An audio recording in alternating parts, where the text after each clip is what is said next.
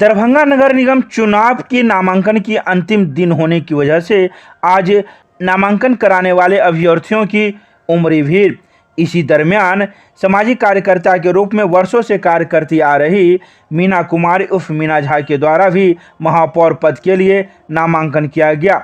उन्होंने सर्वप्रथम मनोकामना मंदिर से भगवान के दर्शन कर जुलूस के साथ वो निकली, तो वहीं इनके समर्थकों के द्वारा पाग माला चादर पहनाकर इन्हें सम्मानित किया गया और विजय भव का आशीर्वाद दिया।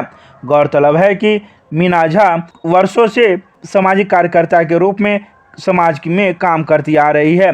इसी को देखते हुए उन्होंने महापौर पद के लिए उम्मीदवारी दर्ज कराई है। तो वहीं मीडिया से बात करते हुए उन्होंने कई बातों का जिक्र किया। उन्होंने सर्वप्रथम महिला सुरक्षा की बात कही, साथ ही शहर के विकास के लिए जो हो सकेगा उन्होंने वो भी कही। उन्होंने कहा कि राज्य सरकार से हो या केंद्र सरकार से, जहां से भी राशि उपलब्ध कराने की बात हो, मैं वहां से जरूर कराऊंगी और शहर का विकास करूंगी।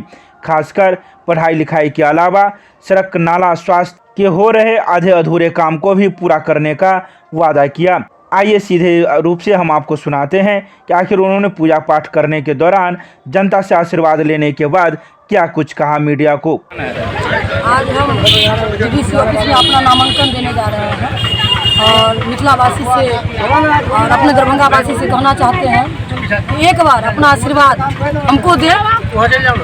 उनकी बेटी उनके विश्वास पर खड़ी उतरेगी, जहाँ कहेगी वहाँ हम आएंगे, उनके साथ कदम से कदम मिला के चलेंगे।